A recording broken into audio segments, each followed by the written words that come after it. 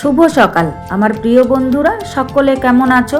আশা করছি যে যেখান থেকে আমার এই ভিডিওটি দেখছো সকলে ভালো আছো, সুস্থ আছো। আর আমরাও খুব ভালো আছি।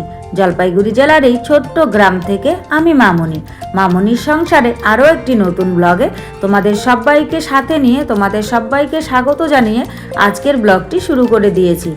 আমি আশা করছি আজকের ব্লগটিও তোমাদের খুব ভালো লাগবে। তো বন্ধুরা, আমি কিন্তু আজ খুব সকাল সকাল ঘুম থেকে উঠে গেছি। আর ঘুম থেকে উঠে বাসি কাজকর্ম মোটামুটি সেরে নিয়েছি, সেগুলো আর তোমাদের সঙ্গে শেয়ার করলাম না। এখন দাঁত ব্রাশ করতে করতে তোমাদের সামনে এলাম। আর দাঁত ব্রাশ করতে করতে দেখো আমি বাড়ির চারিদিকটা তোমাদেরকে দেখাচ্ছি যে এখনও কিন্তু সেরকমভাবে পরিষ্কার হয়নি। আসলে এখন সবে 5:30 বাজে, সে কারণেই। আর কেউ ঘুম থেকে উঠেনি, শুধুমাত্র আমি ওঠার পরে আমার আওয়াজ শুনে বাবু ঘুম থেকে উঠেছে। বাবু ঘুম থেকে উঠে রাস্তা হাঁটতে বেরিয়ে গেছে। এই সুযোগে আমি বাসি কাজকর্ম সব সেরে নিয়ে আমি কিন্তু এখন দাঁত ব্রাশ করছি আর বাড়ির চারিদিকটা তোমাদের দেখাচ্ছি।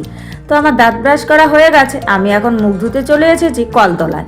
আর সকালবেলাটায় আমরা মুখ ধুই বাসি জল দিয়ে, কারণ আমাদের বাড়িতে তো জলের কষ্ট তোমরা জানোই।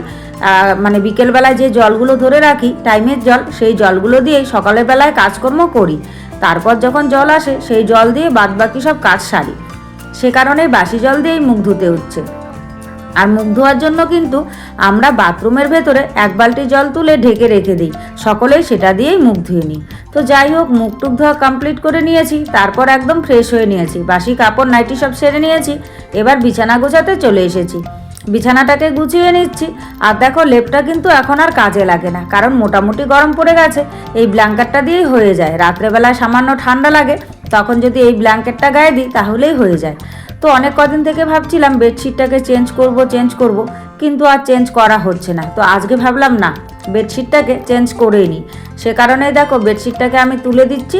আর এই বেডশিটটা কেচে দিয়েছিলাম, এটাকে পেতে দিচ্ছি। জানো তো এই বেডশিটটা কেমন হয়ে গেছে, তবুও কেন জানি না বেডশিটটাকে ছাড়তে ইচ্ছে করছে না। এই বেডশিটটার উপরে আলাদা একটা মায়া পড়ে গেছে। সে কারণে এই বেডশিটটা কিন্তু যতদিন না ছিঁড়বে ততদিন আমি এভাবেই ইউজ করব। যদিও কালারটা জ্বলে গেছে, এখনও বেডশিটটা কিন্তু ছেড়েনি। জানো তো বেডশিটটা অনেক দিন হলো, মানে বেশ অনেক বছর হলো এটা চলছে। মোটামুটি ধরো 6 থেকে 7 বছর হবে। এই প্রথম জীবনে মানে এই একটা বেডশিট এতদিন আমার চলেছে। আর এই বেডশিটটা এত ভালো বলার মতন না। মানে বেডশিটটা যেমন দাম নিয়েছে তেমন কিন্তু টেকসইও দিয়েছে। তারপর বিছানা গুছিয়ে চলে এলাম রান্নাঘরে। রান্নাঘরের দরজাগুলো তো আগেই খুলে দিয়েছিলাম, কিন্তু জানালাটা খোলা ছিল না, অন্ধকার অন্ধকার লাগছিল, তাই জানালাটাকে খুলে দিলাম। আর জানালাটাকে খুলে দিয়ে চা করে নিয়েছি, সেটা আর তোমাদের সঙ্গে শেয়ার করিনি। এখন সকলে বসে দেখো চা খাচ্ছি।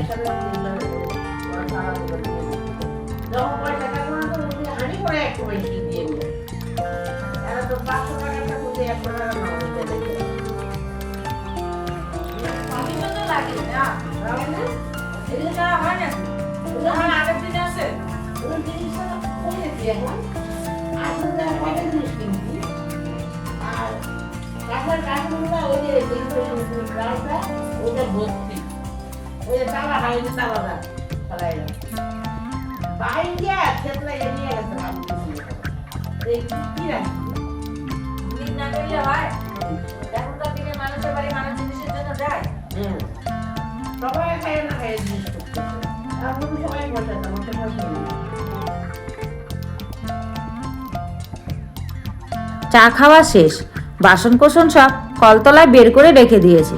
এখন সোজা চলে এসেছি রান্না বসাতে। তো আগে ভাতটাই বসিয়ে দিলাম, তারপর কি রান্না হবে দেখা যাবে। তো ভাতটা বসিয়ে চালটাকে কিন্তু আমি ধুয়ে দিচ্ছি। আর এদিকে মা উঠে গেছে, মা দেখলেই তো তোমরা চাটা খেয়ে নিয়েছে। মা তারপর ফুল তোলার কাজটা করছে। তো যাই হোক বন্ধুরা, রান্নাবান্না আর কিছু তোমাদের সঙ্গে শেয়ার করতে পারলাম না। আমার রান্নাবান্না সব কমপ্লিট হয়ে গেছে। এখন আমি গ্যাসটাকে পরিষ্কার করে নিচ্ছি। আর যেহেতু আজকে নিরামিষ ছিল, সে কারণেই কিন্তু আজকে নিরামিষই রান্না হয়েছে। আজকে রান্না করেছি ডাল আর লাউ ডগা আলু দিয়ে চচ্চড়ি করেছি আর টমেটোর চাটনি করেছি। এটাই হচ্ছে আজকের মেনু, আর বেশি কিছু করিনি, কারণ যেহেতু আজকে নিরামিষ সে কারণে। তো তারপর গ্যাসটাকে সুন্দর করে মুছে নিচ্ছি। আর গ্যাসের উনুনগুলো আজকে কিন্তু আর বাইরে বের করব না, কারণ নিরামিষ রান্না হয়েছে, এগুলো মাজার আর কোনো প্রয়োজন নেই। আর কালকে তো মেজেই রেখেছিলাম, মাজাই আছে, পরিষ্কারই আছে। ডাল বানিয়েছি আর ওই চচ্চড়ি আর চাটনি করেছি, ততটাও নোংরা হয়নি। সে কারণেই ওগুলোকে আর বাইরে বের করলাম না।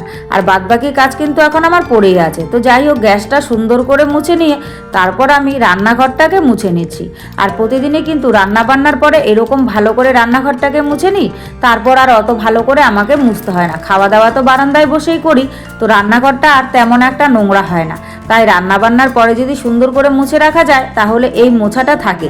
আর দিনের মধ্যে এই একবার করেই কিন্তু আমি রান্নাঘরটাকে মুছি রান্নাবান্নার পর।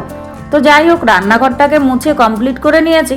তারপর দেখো কলতলায় বাসনগুলো, আজকে জানো তো সকালে চায়ের বাসনগুলো মাজার সময় পাইনি, আসলে তাড়াহুড়ো করে রান্নাবান্না করেছি। তো এখন চলে এলাম আমি বাসনগুলো সব মাজতে। চায়ের বাসনগুলোও আছে, আর রান্নাবান্নার পর যে কটা বাসন বেরিয়েছে সে কটা। আর হাঁড়িটাও দেখতে পাচ্ছ, হাঁড়িটা হচ্ছে কালকে রাত্রিরে আর হাঁড়িটা মাজতে পারিনি, সে কারণে হাঁড়িটা কিন্তু রয়েই গেছে। তো মানে কালকে রাত্রিরের হাঁড়িটা, রান্নার কড়াইটা, গামলাটা, আর হচ্ছে মানে মেয়ে খেয়েছিল সেই থালাটা, আর সঙ্গে রয়েছে চায়ের বাসন কটা। এই বাসনগুলোকে সুন্দর করে এখন কলতলায় বসে মেজে নিচ্ছি। আর দেখেছো কলতলাটা, ওই যে কি বলে ওটাকে, ব্লিচিং দিয়ে পরিষ্কার করেছিলাম। তারপর দেখো কলতলাটা পরিষ্কার হয়েছে ঠিকই, কিন্তু জানো তো পাকাটা কেমন খড়খড়ে হয়ে গেছে। আসলে ওটা তো ধাক বেশি, আর আমাদের কলতলাটা মানে এতটাই হচ্ছে কি বলবো, শ্যাওলা পড়েনি, কিন্তু কি বলে ওটাকে, আয়রন, কলের জলের আয়রনে এরকম লাল হয়ে গেছে যেগুলোকে না তুললে পরেও ভাল লাগে না, আর তুললে পরে দেখো পাকাটা কেমন খড়খড়ে হয়ে যায়। কিন্তু কিছু করার নেই, পাকাটা খড়খড়ে হয়ে গেল, আমাকে তো তুলতেই হবে, না হলে বাজে দেখা যায়, প্রচণ্ড নোংরা লাগে দেখতে, জানো তো খুব বাজে লাগে। সে কারণেই কিন্তু তুলেছি। আর ওই সাইডের পাকাটা জানো তো ফেটে গেছে, তো কি করব, ফেটে গেছে, কিছু করার নেই। তারপর দেখো মোটামুটি সব কাজকর্ম সেরে নিয়েছি, আর মানে বড় ঘরগুলোকে মুছে নিয়েছি, সেগুলো আর তোমাদের সঙ্গে কিন্তু শেয়ার করিনি। বড় ঘর, বারান্দা সব মোচা টোচা হয়ে গেছে, বাসন কোসন তো ধুয়ে শুকোতে দিয়েই দিয়েছি। তো এখন আমি চলে এসেছি উঠোনটাকে ঝাড়ু দিতে, উঠোনটাকে ঝাড়ু দিয়ে নিচ্ছি। আর এত ধুলো উঠছে বলার মতন না, মানে আকাশটা মেঘ করে বৃষ্টি আসবে, কিন্তু বৃষ্টি আর আসে না, জানো তো। সকালবেলায় সেই একটুখানি মেঘলা হয়ে তারপর আবার যেই কাজ সেই রোদ উঠে যায়, সে কারণে বালিগুলো আরও বেশি করে মানে উঠছে আর কি। আর দেওয়ার মতো জলও নেই বাড়িতে, যে এই বালিগুলোতে একটুখানি জল ছিটিয়ে দিব, সেই জল তো নেই, কারণ জল তো অপচয় করা যাবে না, আমাদের এমনিতেই জলের সমস্যা, সে কারণেই কিন্তু আর জল অপচয় করতে পারি না। আর হচ্ছে এই ধুলোগুলো মানে মজে না, এবার ধুলোবালিতে নিয়েই আমাকে উঠোন টুটন সব ঝাড়ু দিতে হয়, তো কিছু করার নেই। এবার দেখো কি হারে ধুলো উঠছে। আর জানো তো উঠোনটা ঝাড়ু দিতে গিয়ে 2-3 বার আমি হাঁচি দিয়েছি, মানে ধুলোতে তো আমার অ্যালার্জি, সে কারণেই হচ্ছে যখনই আমি ধুলোবালি ঘাঁটি তখনই আমার ওরকম করে হাঁচি বেরোয়। তবে কিছু করার নেই, কি করব। তো যাই হোক, সব কিছু সেরে একদম গুছিয়ে টুচিয়ে মা মেয়ে দুজনাতেই সন্ধেবেলায় বেরিয়ে পড়েছি, সেগুলো আর তোমাদের সঙ্গে শেয়ার করিনি। তারপর দেখো সারা রাত স্টেশনে বসেছিলাম, বসে থেকে মানে ট্রেন লেট ছিল, তাই ভোরবেলার দিকে ট্রেনটা এসেছে, এখন ট্রেন আসছে, তাই এখানে দাঁড়িয়ে আছি মা মেয়ে। ট্রেনে উঠে এখন আমরা চলে যাচ্ছি কর্তামশাইয়ের কাছে। তারপর ট্রেনে কিছুক্ষণ থাকার পরে সকাল হয়ে গেছে, যেহেতু সকাল হয়ে গেছে তো ভাবলাম যে একটুখানি চা খেয়ে নেওয়া যাক, তাই ট্রেন থেকে চা নিয়ে নিয়েছি। মেয়ের জন্য 1 কাপ, আমার জন্য 1 কাপ, মেয়েকে দিয়ে দিয়েছি কফি, আর আমি নিয়ে নিয়েছি চা। তো দুজনে চা কফি খেয়ে নিয়েছি, আর বসে বসে গল্প করছি। আসলে সারা রাত কালকে স্টেশনে ওয়েটিং রুমে ছিলাম, মেয়ে ঘুমিয়েছে কিন্তু আমার ঘুম হয়নি, কারণ মেয়েকে ঘুম পাড়িয়েছি, আর এত মশার জ্বালায় আমি আর ঘুমোতে পারিনি। আর মেয়ে শুধু ঘুমিয়েছে, তাই মেয়ে দেখো টনটনা আছে, আর আমার চোখ মুখগুলো দেখেছো কেমন। তো যাই হোক, সারাদিনের জার্নির পরে এখন কিন্তু সন্ধ্যের আগ মুহূর্তটা আমরা পৌঁছে গেছি অরুণাচল প্রদেশে। আসলে আমরা চলে এসেছি কর্তামশাইয়ের কাছে।